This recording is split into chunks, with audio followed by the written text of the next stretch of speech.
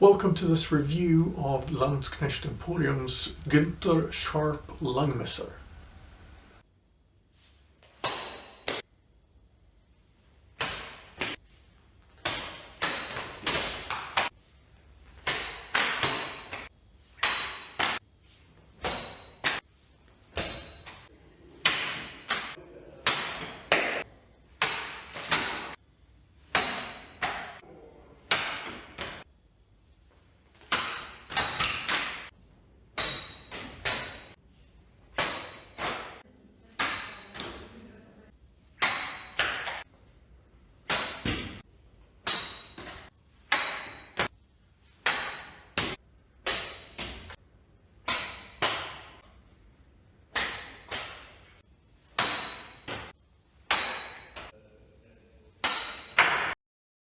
When I placed this order, the stated delivery time was 3 months, and it also arrived at 3 months.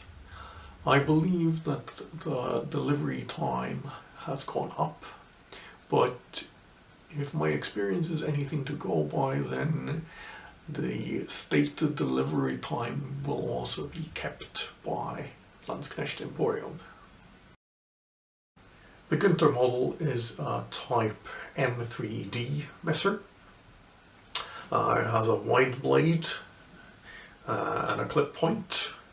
The point is also reinforced, so it gets a little bit thicker near the tip. We have a crossguard and a nagel that is peened through.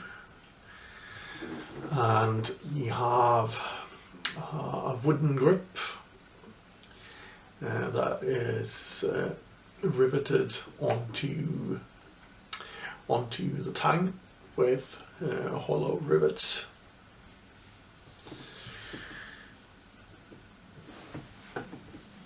I really like the way this messer looks. Historically, there was a lot of variation on how langmessers looked, but to me this is really close to an archetypical messer look.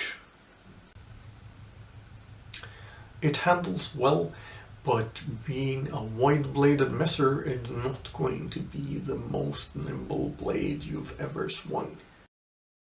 The construction is really solid. There are no gaps between any of the parts, like the nagel or the handle, and everything is solid and no rattling whatsoever. You can see some hammer marks from where the nagel has been peened, but this isn't really anything that bothers me.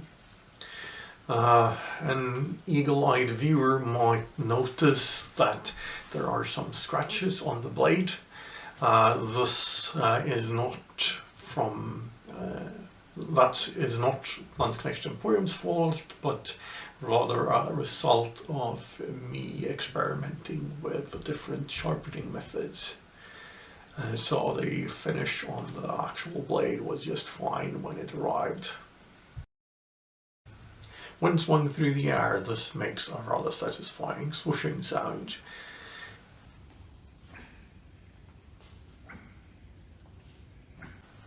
Having a loud sword wind is quite useful, because cutting tatami gets expensive real quick. If you have a loud sword wind on the particular blade you're using, then it becomes easier to know when your edge alignment is good, because the sword wind will become more whistling the better your edge alignment is. When this arrived, it was sharp enough to cut tatami with.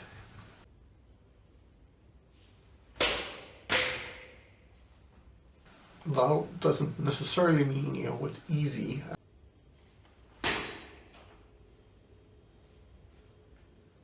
And some extra sharpening was needed.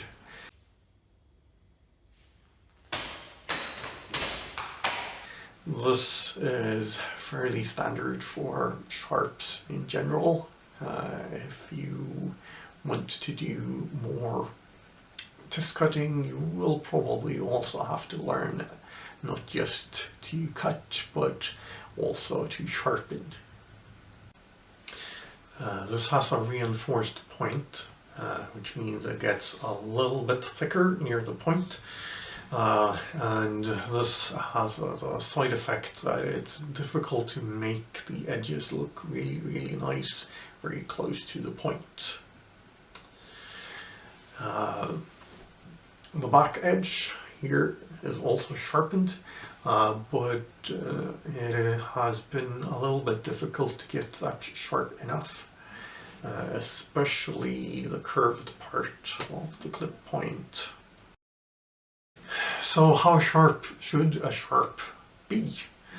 Well, I would say that the answer to that is not as sharp as possible, but rather sharp enough.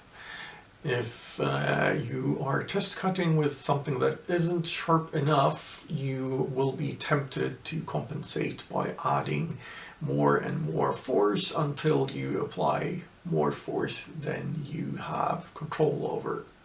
And that's a bad thing. But it should not be as sharp as possible, especially not for cutting focused blade type like the messer. Basically, if it's too sharp and too well suited for cutting, and you want to use it for test cutting, then the blade will do too much of the work for you and you won't notice when your technique is off. Basically, the test in test cutting is a test of your technique, not a test of the sharpness and of the blade. Together with the messer, I ordered this scabbard. Ordering a scabbard is something I would recommend for any sharp, because it makes both storage and transport safer. Landsknecht Emporium offers a variety of different scabbards and suspension systems. This is the most basic and plain option, both of the scabbard itself and of the suspension system, which is just a leather cord. In summary, I really like this messer. It looks great and it handles well, and I've had a lot of use for it in test casting practice. If you want to see more test cutting with this messer, there's a playlist for that in the description.